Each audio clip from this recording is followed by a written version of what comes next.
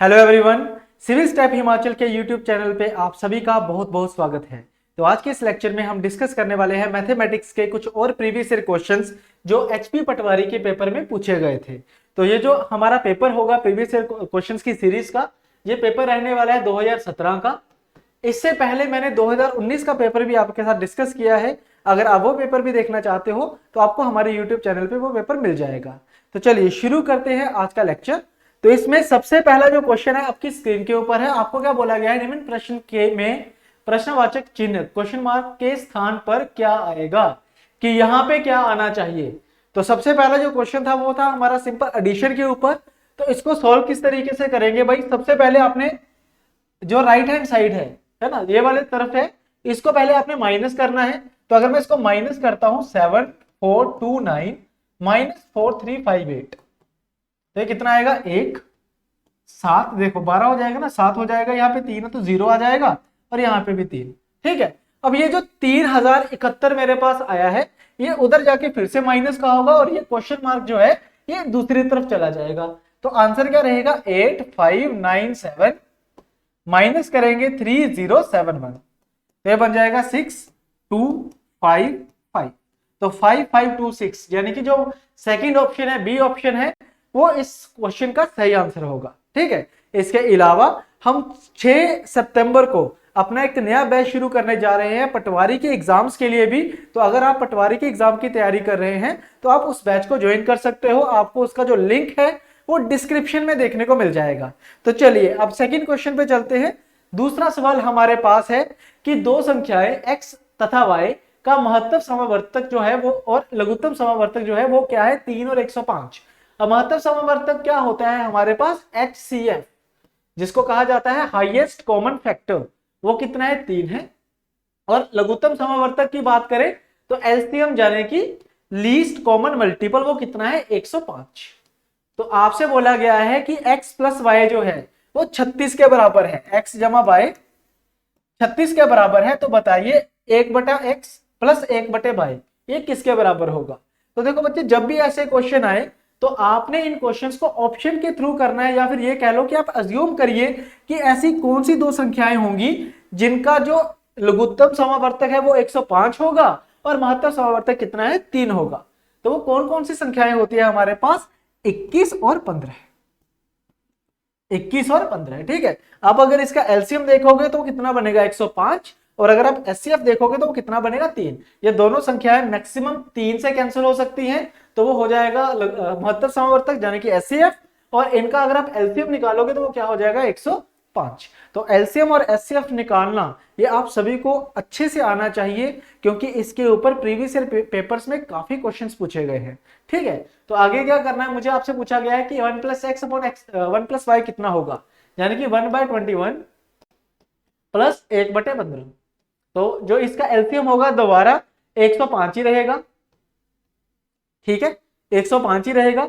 यहाँ पे 21 गुना 5 होता है 105 और 15 गुना 7 होता है 105। तो 12/105 या फिर 3 का टेबल यहाँ पे आ जाएगा 4/35। हमारा इस सवाल का जवाब होने वाला है, ये है ऑप्शन नंबर सी। ये रहेगा हमारे पास option number C. I hope ये वाला क्वेश्चन भी आपको समझ आ गया होगा। अगले सवाल की तरफ चलते हैं। अब ये बहुत बड़ी कैलकुलेशन आपको देखने में लग रही होगी, लेकिन इतनी बड़ी ये कैलकुलेशन है नहीं।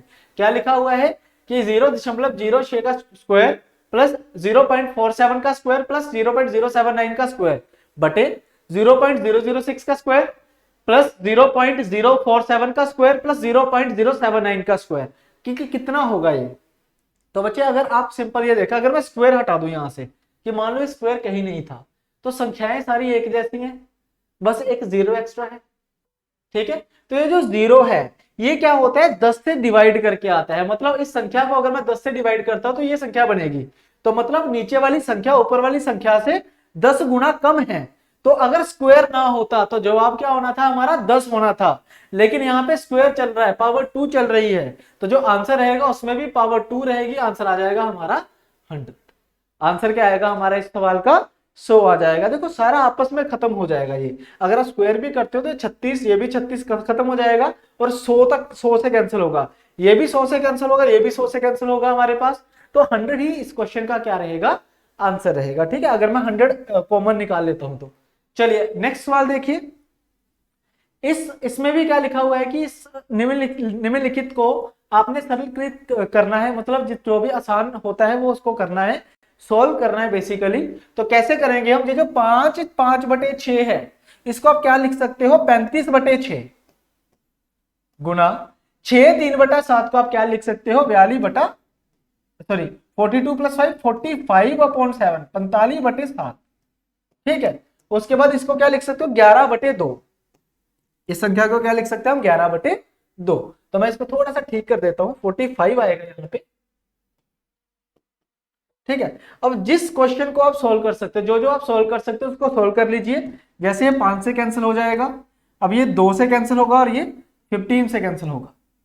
ठीक है, अब और कुछ तो आपको दिख रहा है कि कैंसिल नहीं हो रहा है, तो उसके बाद आपने क्या करना है, मल्टीप्लाई। तो यहाँ पे 75 है, इंटू 11 करेंगे। तो 75 इंटू 11, 11 गुना 5 होता है 55, 5 कैरी, 11 गुना 7 होता है 77 + 5 82/4 बटे क्या हो जाएगा, यहाँ पे 4 हो जाएगा। बस इसको आपने सोल्व करना है और यहां से आपका आंसर निकल आएगा। बट यहाँ पे थोड़ी सी आई थिंक प्रॉब्लम है, कुछ ऑप्शंस में प्रॉब्लम है यहाँ पे। 35/6 मैं एक बार क्रॉस चेक कर लेता हूँ, 45/7 और 11/2।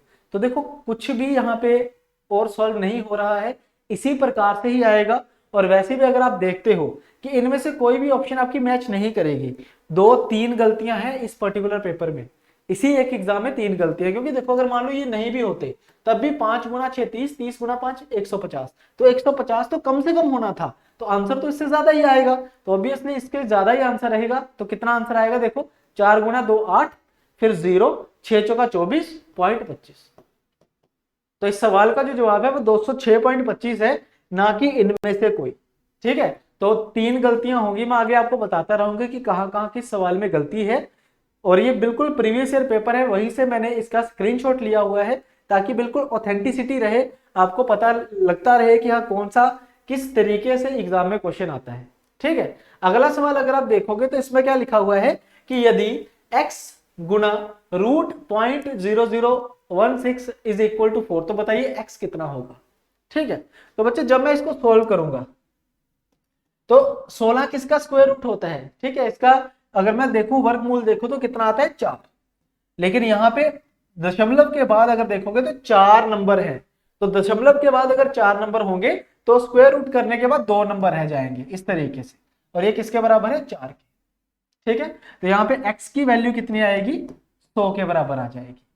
x का मान कितना आएगा हमारे पास, 100 के बराबर आ जाएगा, क्योंकि ये बटे 100 होगा, 4 से 4 तो खत्म हो जाएगा लेकिन 100 ऊपर चला जाएगा।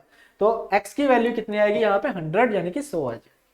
ठीक है, चलिए अगले सवाल की तरफ चलते हैं। इसमें भी थोड़ी सी मिस्टेक थी, मैं ज्यादा नहीं कहूंगा।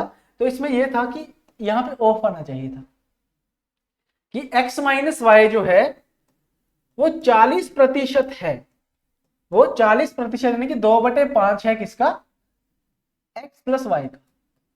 40% को क्या लिख सकते हैं, 40/100 यानी कि 2/5, 20 से कैंसिल करके। तो आपसे पूछा गया है तो बताइए वाई एक्स का कितना प्रतिशत है, तो वो निकालेंगे। पहले यहाँ पे देखो इसको, ये 2 इधर आ जाएगा।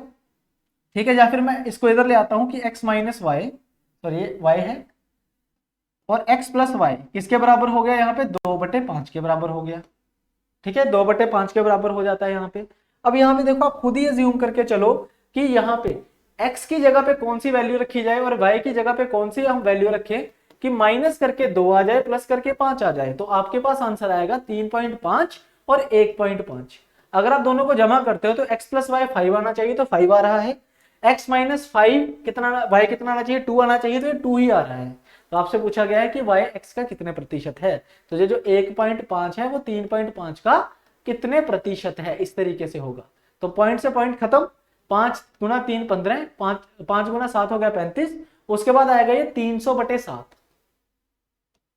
तो 7 गुना 4 होता है 28, 4 वाला कोई भी ऑप्शन नहीं है, तो आंसर आएगा ऑप्शन नंबर डी, इनमें से कोई भी नहीं, इनमें से कोई भी नहीं। आंसर रहेगा इसका वैसे 42 6/7%। तो इनमें से तो कोई भी नहीं है, तो आंसर आएगा ऑप्शन नंबर डी, इनमें से कोई नहीं। अगला सवाल देखिए, आपकी स्क्रीन के ऊपर है। इसमें क्या बोला गया है कि तीन संख्याओं में पहली तथा दूसरी का अनुपात है 8:9, कि पहली संख्या मान लो a है, दूसरी b है, तो 8 और 9 ये अनुपात है पहली दो संख्याओं का, और दूसरी तथा तीसरी संख्या का अनुपात 3:4 है, तो दूसरी और तीसरी का अनुपात क्या है, 3:4। ठीक है जी। अब आपको बोला गया है कि अगर पहली तथा तीसरी संख्या का गुणनफल यानी कि मल्टीप्लाई अगर 2400 है तो दूसरी संख्या ज्ञात कीजिए। तो कैसे करेंगे बच्चे, एक चीज याद रखना, अनुपात में क्या होता है कि अगर संख्या सेम है तो यहाँ पे इनका अनुपात भी सेम होना चाहिए, मतलब गुणा 3 करो, 9 बना दो इसको, तो यहाँ भी गुणा 3 होगा। तो ए की, बी की और सी का अगर मैं रेशो अनुपात की बात करूं तो 8:9:12 आएगा। तो इसको आप x और x मान लीजिए सबको। तो पहली तथा तीसरी 8x गुणा 12x कितना हो गया, 96x²। इसका जो वैल्यू है वो 2400 है। आपसे पूछा गया है दूसरी संख्या का वैल्यू कितना होगा, यानी कि 9x की वैल्यू पूछी है। तो जितना कैंसिल हो सकता है बच्चे आप उतना कैंसिल करने की आप कोशिश करिए। यहाँ पे देखो किससे कैंसिल होगा ये, 24 × 4 24 × 100, ठीक है, और ये 4 और ये 25, तो x² की वैल्यू आ जाती है हमारे पास 25, तो यहाँ पे x का वैल्यू आ जाएगा 5। तो x का वैल्यू बच्चे अगर 5 है तो b की वैल्यू कितनी रहेगी, 9 × 5 45 45। इसके अलावा आपको ये सोल्व करने की जरूरत नहीं है, जब आप यहाँ पे पहुंच जाओगे तो आप देखोगे कि b का अनुपात 9 है, तो जो आंसर होगा हमारा, जो जवाब होगा वो 9 का ही कोई गुणनफल होगा। तो 9 का गुणनफल कौन सा है, यहाँ पे 45 ही है और कोई भी नंबर नहीं है। 40 जो है वो 9 से नहीं आता है, 60 भी नहीं आता है, 50 भी नहीं आता, तो बचा क्या है 45। ठीक है, चलिए अगले सवाल की तरफ चलते हैं। अगला सवाल क्या है हमारे पास, कि कह रहा है कि यदि 2 की पावर 2x + 4 ये बराबर है 16 की पावर x के, तो बताइए x की पावर 3 कितनी होगी। ठीक है, तो आपने क्या करना है, सबसे पहले जो आधार है, जो बेस है दोनों नंबर्स का, वो सेम करना है। कैसे करेंगे कि यहां तो 2x + 4 रहेगा और दूसरी तरफ क्या आएगा, 2 की पावर 4, 2 की पावर क्या होता है 16 और x का x रहेगा। तो अब बेस से बेस कैंसिल हो चुका है, तो 2x + 4 बराबर है 4x। तो यहां से 2x की वैल्यू 4 आ जाएगी बच्चे यहाँ पे, और x की वैल्यू क्या आएगी 2। तो x का मान जब 2 आ जाएगा आपके पास, तो यहां पे आपने पुट करना है, ये जवाब आएगा 8। आपका आंसर क्या आ जाएगा 8। ठीक है, चलिए अगले सवाल की तरफ चलते हैं। अगला सवाल क्या कहता है कि दो संख्याएं एक तीसरी संख्या से 20% तथा 50% अधिक है, कि तीन संख्याएं हैं, एक a मान लीजिए, एक b मान लीजिए, एक c मान लीजिए। कह रहा है पहली दो संख्याएं तीसरी संख्या से 20% और 50% अधिक है। मतलब अगर तीसरी संख्या को मैं 100 मान के चलता हूं तो पहली संख्या हो जाएगी 120, दूसरी हो जाएगी 150। पहली संख्या 20% ज्यादा है, दूसरी 50% ज्यादा है। ठीक है, तो आपसे पूछा गया है कि इन दो संख्याओं का अनुपात क्या होगा। तो अनुपात बनाने के लिए 0 से 0 खत्म होगा, और ये 4 से खत्म और ये 5 से खत्म। ये इस संख्या का जवाब होगा, जो ये अनुपात जो है हमारा आंसर हो जाएगा। नेक्स्ट सवाल देखिए, आपको एक श्रृंखला दी हुई है, एक सीरीज दी हुई है यहाँ पे 2, 5, 11, 20, 32, 47 डैश और 86। आपसे पूछा गया है लुप्त संख्या ज्ञात कीजिए। जो मिसिंग नंबर है ना, ये हमें फाइंड आउट करना है। कैसे करेंगे, देखो 2, 5, 11, 20, 32, 47 और 1। तो आपने क्या देखना है, सबसे पहले इनका डिफरेंस चेक करना है कि कितना कितना डिफरेंस आ रहा है। ठीक है, पहली और दूसरी संख्या में 3 का है, फिर आगे 6 का है, फिर आगे 9 का, फिर 12 का, फिर 15 का। अब देखोगे तो 3 का टेबल चल रहा है, 3 × 1 3, 6, 9, 12, 15, आगे क्या आना चाहिए 18।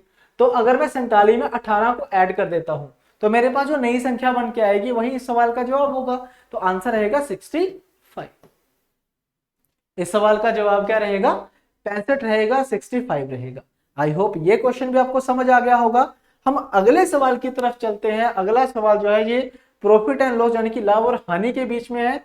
तो क्या है कि ए ने संतरों की कुछ मात्रा को 1200 के कुल मूल्य पर खरीदी। ठीक है, कुछ संतरे खरीदे उसने 1200 में।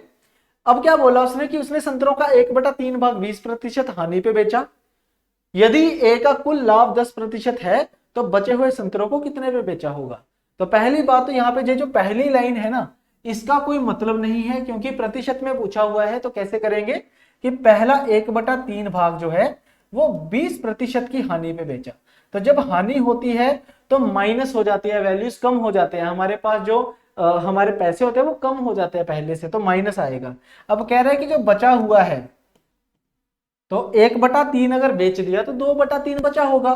तो उसको कितने प्रतिशत के प्रॉफिट पे बेचे कि ओवरऑल उसको 10% का लाभ होना चाहिए। तो जब लाभ है तो प्लस, हानि है तो माइनस। तो बस इसको सॉल्व करेंगे, एक्स की वैल्यू हमारा आंसर होगा। ठीक है, तो ये माइनस का 20/3 उधर जाके प्लस का 20/3 हो जाएगा, तो ये 50/3 आएगा बच्चे। इसको है ना, 30 + 20 50/3% आ जाएगा। और ये किसके बराबर है, 2/3x। तो यहां से x की वैल्यू क्या आएगी, 50/3 गुना 3/2, 25% वैल्यू आएगी। और यही इस सवाल का जवाब होगा, ऑप्शन नंबर डी। इसका आंसर क्या होगा, ऑप्शन नंबर डी होगा। अगले सवाल की तरफ अब हम जाने की कोशिश करते हैं। इसमें क्या बोला गया है कि एक दुकानदार है, कुछ चीजें क्रय मूल्य के अनुसार बेच रहा है, परंतु 1 किलो के बदले वो 900 ग्राम का बाट लगा रहा है। उसका लाभ प्रतिशत ज्ञात कीजिए। मतलब दुकानदार ने कहा कि मैं जितने में खरीदता हूं उतने में आपको बेच दूंगा, बट आपने 1000 ग्राम के पैसे दिए, है ना, 1 किलो के पैसे दिए, आपको 900 ग्राम सामान मिलता है। मतलब वो डिसऑनेस्ट डीलर है। ये जो टाइप होती है वो डिसऑनेस्ट डीलर की टाइप होती है कि पैसे आपसे लिए हैं 1000 ग्राम के, 1 किलो में 1000 ग्राम होते हैं, और आपको सामान दिया है 900 ग्राम। तो प्रॉफिट कितना होगा, अगर मैं प्रॉफिट की बात करता हूं तो 900 की चीज 1000 में बेची है उसने, तो 100 रुपए का प्रॉफिट कमा लिया होगा आपसे 900 रुपए पे। तो प्रतिशत में निकालने के लिए गुणा 100 करेंगे, तो ये 1/9। अगर आप 100/9 करते हो तो कितना बनेगा, 11 1/9%, 11 1/9%। तो यही इस सवाल का क्या होने वाला है बच्चे, जवाब होने वाला है। हम अगले क्वेश्चन पे चलते हैं। अब अगला क्वेश्चन आपकी स्क्रीन के ऊपर है। आपको बोला गया है कि दो संख्याओं का जो अनुपात है, ये ए और बी दो संख्याएं हैं, उनका जो अनुपात है वो 3:5 है, 3:5 है। यदि दोनों संख्याओं में 10 बढ़ा दिया जाए, मान लो अगर मैं इसको x और x मान लूं, तो पहली संख्या में भी 10 बढ़ाया और दूसरी संख्या में भी हमने 10 बढ़ाया, तो फिर क्या होता है, अनुपात 5/7 हो जाता है। अनुपात क्या हो जाता है, 5/7। आपसे पूछा गया है कि बताइए संख्याएं क्या हैं, हमें 3x और 5x की वैल्यू फाइंड आउट करनी है। तो ये 21x + 70 बराबर है 25x + 50। तो यहां से 4x की वैल्यू आ जाएगी 20 और x की वैल्यू आ जाएगी। ये आई होप आपको समझ आ गया होगा, क्रॉस मल्टीप्लाई किया है, सिंपल है ना। तो x की वैल्यू 5 है, तो ये हो जाएगा मेरे पास 15 है, और ये कितना हो जाएगा मेरे पास 25। 5 से गुणा किया मैंने, 15 और 25 हमारे सवाल का जवाब होगा। अगले क्वेश्चन पे चलते हैं। अगला क्वेश्चन आपके स्क्रीन के ऊपर है। आपको क्या बोला गया है कि राम और श्याम की वर्तमान आयु का अनुपात 5:4 है। ये राम हो गया और ये श्याम हो गया। 5:4 इनकी वर्तमान उम्र है, प्रेजेंट एज है। ठीक है, मैं यहां लिख रहा हूं प्रेजेंट एज। जो इंग्लिश मीडियम वाले हैं उनको भी समझ आना चाहिए, पूरा प्रेजेंट एज है। 3 वर्ष बाद उनकी आयु का अनुपात 11:9 हो गया। 3 वर्ष बाद मतलब 3 ईयर्स आफ्टर। तो आपसे पूछा गया है कि श्याम की वर्तमान एज क्या है, ये पूछी हुई आपसे। अगर मैं इसको x मान लूं तो राम की एज में भी 3 साल ऐड करो, श्याम की एज में भी 3 साल ऐड करो, और ये करने के बाद आयु आ जाती है 11:9 में। ठीक है, 11:9 में। अब अगला काम आपने करना है, मुझे आंसर बताना है कि क्या आंसर होगा। श्याम की जो एज है, या तो देखो बच्चे 28 होगी या होगी 24, क्योंकि 4 का आपको गुणनफल चाहिए होगा यहाँ पे। बाकी आप करके देख लेते हैं एक बार, है ना। ठीक है, करने की जरूरत भी नहीं है। 3 साल बाद ये 27 हो जाएगी और ये 31 हो जाएगी। तो 9 का मल्टीपल देखना है ना, तो 9 का मल्टीपल तो यही बना। तो ये आंसर है वैसे इसका। बाकी आप क्रॉस मल्टीप्लाई करके सोल्व करो, x की वैल्यू निकाल के गुना कर देना। ठीक है, तो x की वैल्यू वैसे यहाँ पे आएगी 6। तो इसको सोल्व करके आपने कमेंट सेक्शन में जरूर बताना है कि हाँ हमने कर लिया है इसको सोल्व। ठीक है, अगले सवाल की तरफ चलते हैं। आपको बोला गया है कि A तथा V के व्यापार प्रारंभ करने के लिए रुपए 3500 और 2500 लगाए। ए ने 3500 रुपए लगा दिए, बी ने 2500 रुपए लगा दिए। अब क्या हुआ कि 4 माह बाद सी भी 6000 रुपए देकर शामिल हो जाता है उस हिस्सेदारी में। ठीक है, तो आपको बोला गया यदि सी के हिस्से और बी के हिस्से का अंतर रुपए लिखा ही नहीं हुआ, कितने रुपए ये लिखा ही नहीं हुआ, गलत क्वेश्चन है ये। तो आपसे पूछा गया था कि टोटल आय क्या थी। तो ये क्वेश्चन जो है ये इनकम्प्लीट क्वेश्चन है, मतलब पूरा क्वेश्चन नहीं है, तो इसीलिए मैं इसको छोड़ रहा हूं क्योंकि यहाँ पे आपको अंतर गिवन नहीं है। तो आपको यह भी बताना चाहूंगा इसमें कि जब पेपर होता है, जब भी मान लो कोई गलती आ जाती है इस तरीके से, तो आप उस क्वेश्चन को स्किप भी कर सकते हैं, किसी भी नंबर पे आप टिक भी लगा सकते हैं, कोई फर्क नहीं पड़ता। जब आप उस पर रिट डालोगे या कोई भी अपना ऑब्जेक्शन रेज करोगे तो वो सबको या तो ग्रेस मार्क मिलता है या फिर टोटल में से वो कम हो जाता है। ठीक है, चलिए अगले सवाल पे चलते हैं। क्या बोला गया है, x प्लस वाई बराबर है 18 और एक्स वाई की बराबर वैल्यू कितनी है 72। तो आपसे पूछा गया है X square plus Y square कितना होगा। तो बच्चे करना कैसे ऐसे इसको कि आप खुद सोचो कि ऐसे कौन से दो नंबर हैं जिनको जमा करके 18 आता हो, गुना करके 72 आता हो। तो आपके दिमाग में एकदम से आएगा 12 और 6, 12 प्लस 6 18, 12 गुना 6 कितना होता है 72। तो x की वैल्यू को आप मान सकते हो, x का मान 12 मान लो, y का 6 मान लो, कोई फर्क नहीं पड़ता। तो 12 का स्क्वायर जमा 6 का स्क्वायर, तो 144 प्लस 36, आपका जो जवाब रहेगा वो रहेगा 180। आपका आंसर क्या रहेगा 180। ठीक है, इस तरीके से करना है, ज्यादा मेहनत करने की जरूरत नहीं है। हालांकि इसका जो सोल्यूशन होता है वो ऐसे होता है कि मैं यहाँ पे इसको स्क्वायर कर दूं दोनों तरफ। तो अगर मैं स्क्वायर करता हूं तो X square plus Y square plus 2xy बराबर है 324, क्योंकि 18 का स्क्वायर क्या होता है 324। अब xy की वैल्यू 72 गिवन है, तो 2xy कितना हो जाएगा 144। तो यहाँ पे X square plus Y square कितना निकल आएगा 324 माइनस 144, आंसर आएगा 180। वैसे सोल्यूशन ये होता है इसका, मैं आपको सोल्यूशन भी बता रहा हूं, बट ऐसे क्वेश्चन तो ऑप्शन पुट करके, मतलब आप खुद से भी कुछ अज्यूम करोगे तब भी आपका आंसर इसका निकल आएगा। ठीक है, अगले सवाल की तरफ चलते हैं। क्या बोला गया है कि 36 मजदूर किसी काम को 14 दिन में करते हैं, यदि 8 दिन में काम खत्म करना हो तो अतिरिक्त कितने मजदूरों की जरूरत पड़ेगी। तो ये क्वेश्चन है जी चेन रूल का। जब हम टाइम एंड वर्क पढ़ेंगे, कार्य और समय, उसमें एक टाइप आती है, क्वेश्चन की टाइप आती है चेन रूल, उसमें होता है ये। और ये चेन रूल क्या होता है कि M1D1 बराबर है M2D2, कि जैसे 36 मजदूर 14 दिन में काम करते हैं, तो 36 गुना 14, अब ये बराबर है, आपसे पूछा गया कितने मैल लगाएं कि काम 8 दिन में पूरा हो जाए। ठीक है जी, इस तरीके से होगा ये सवाल। ठीक है, तो इसको जब आप सोल्व करोगे तो 4 गुना 2 8, 9 गुना 4 36 और ये 7 सेकेंड, तो M2 की वैल्यू आ जाएगी 63। बट ये हमारे सवाल का जवाब नहीं है, ये है कि इतने आदमी होंगे, इतने मजदूर होंगे, तब जाके काम जो है हमारा खत्म होगा। बट आपसे पूछा गया है कि अतिरिक्त कितने मजदूर चाहिए, अतिरिक्त पूछा हुआ है कि कितने मजदूर चाहिए होंगे, तो कितने चाहिए होंगे 36 हमारे पास पहले से ही है, तो 63 में से 36 आप माइनस कर लीजिए, आपका आंसर क्या रहेगा 27। तो 27 मजदूरों की हमें अतिरिक्त आवश्यकता है इस काम को 8 दिन में खत्म करने के लिए। ठीक है, चलिए अगले सवाल के ऊपर चलते हैं। अगला सवाल आपकी स्क्रीन के ऊपर है।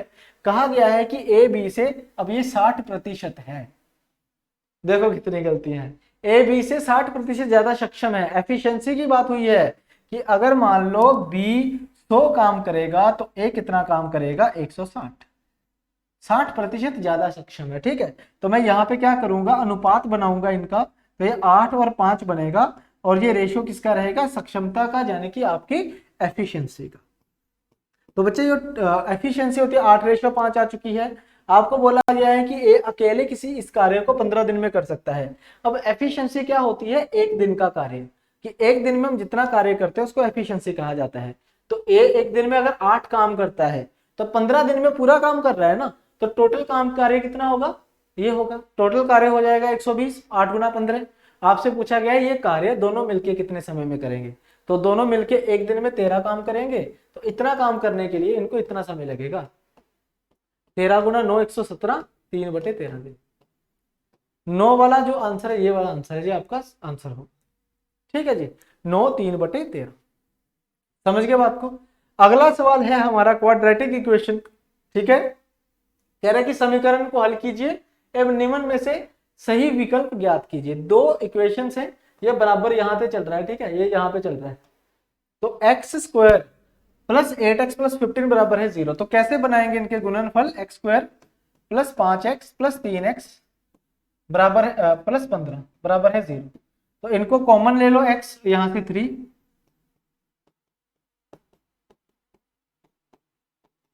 तो हमारे पास नंबर क्या बनेंगे? x plus 3 and x plus 5। तो यहां से x की वैल्यूज आ जाएंगी -3 एंड -5। ये तो लॉन्ग कट हो गया। ठीक है, एक इक्वेशन मैंने लॉन्ग कट से समझा दी है। अब एक शॉर्टकट से भी देख लो, y square plus 3y plus 2। तो कौन कौन से गुणनफल बनेंगे? 2 और 1 बनेगा ना, 2 जमा 1 3, 2 गुना 1 2। तो 2 और 1 लिखा और बस साइन चेंज कर दिए। 2 और 1 लिखो और बस साइन चेंज कर दो, बस ये आपका आंसर है। इसमें भी देखोगे तो 8x को कैसे तोड़ोगे? 5 और 3 में 5 दिया 15 होगा, 5 प्लस 3 8 होगा। तो 5 और 3 ही बस साइन चेंज हुए हैं। तो आपसे पूछा गया है कि बताइए कि इनमें से कौन सा आंसर होगा। अब देखो -3 जो है वो -2 और -1 दोनों से छोटा है, तो x छोटा है जी y से, और -5 भी इन दोनों से क्या छोटा है। तो यही एक लिंक बनता है। तो आंसर रहेगा x is less than y, x is less than of y। ठीक है जी। अब नेक्स्ट अगला सवाल क्या है कि 2000 रुपए 5 वर्षों में साधारण ब्याज के तहत 2600 रुपए हो जाते हैं। यदि ब्याज की दर 3% बढ़ा दी जाए तो कितने हो जाएंगे? अगर ब्याज की दर को 3% बढ़ाया जाए तो फिर कितना होगा? देखो ध्यान से समझना इसको। 2000 रुपए हैं, 2600 रुपए हो चुके हैं। ठीक है, अगर मैं ब्याज की दर को 3% बढ़ाता हूं तो हर साल पहले से आपको 3% पैसे ज्यादा मिलेंगे। यही है ना ब्याज की दर, क्योंकि ये 1 साल की होती है। अब समय कितना है बच्चे हमारे पास? 5 वर्ष। तो 5 वर्ष में आपको पहले से 15% ब्याज ज्यादा मिलेगा, और ये ब्याज किसका होगा? 2000 रुपए का। क्योंकि हमें पता होना चाहिए कि जो मूल्यधन होता है, साधारण ब्याज हमेशा मूल्यधन पे लगता है, प्रिंसिपल पे लगता है, सिंपल इंटरेस्ट। तो 2000 का 15% अगर आप देखोगे तो 300 बनेगा। तो पहले से आपको 300 रुपए ज्यादा मिलेंगे बस।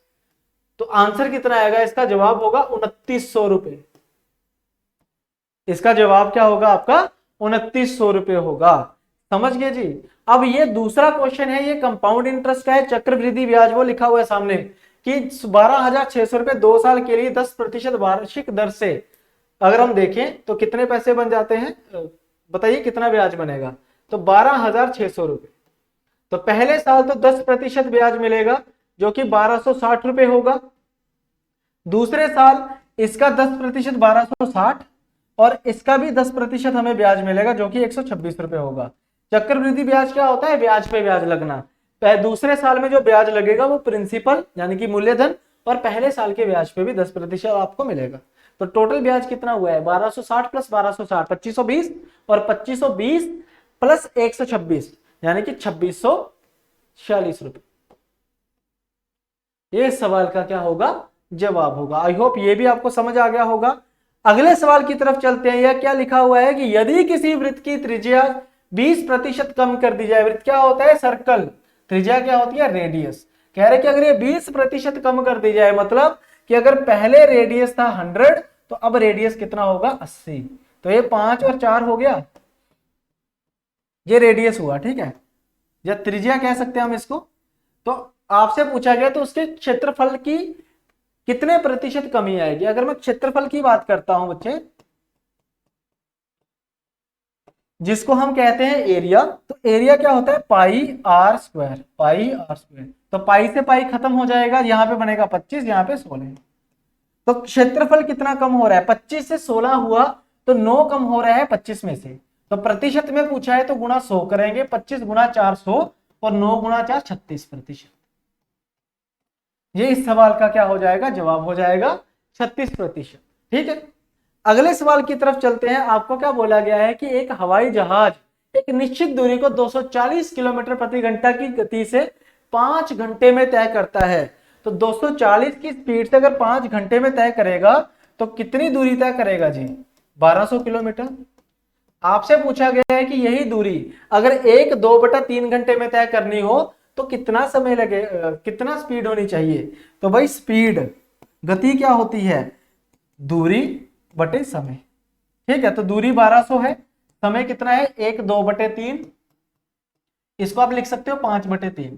तो अगर मैं 5/3 करता हूं तो 3 ऊपर मल्टीप्लाई होगा, ये 240 से पूरा कट, और 240 गुना 3 क्या हो जाएगा 720 किलोमीटर प्रति घंटा। समझ गए बात को? ठीक है जी। तो ये थे हमारे क्वेश्चंस जो हमसे पूछे गए थे पटवारी के पेपर में। ठीक है, पटवारी का जो पेपर हुआ था 2017 में, उसमें ये सारे क्वेश्चंस पूछे गए थे। ठीक है, अब लास्ट में मैं एक बार फिर से कहना चाहूंगा कि हमने पटवारी के लिए एक स्पेशल बैच भी शुरू किया है जो कि 6 तारीख से शुरू हो जाएगा। उसके अगर आपने डेमो लेक्चर्स भी देखने हैं तो डिस्क्रिप्शन में आपको लिंक मिल जाएगा। अगर आप सीधा बैच ज्वाइन करना चाहते हो उसका भी लिंक आपको डिस्क्रिप्शन में मिल जाएगा।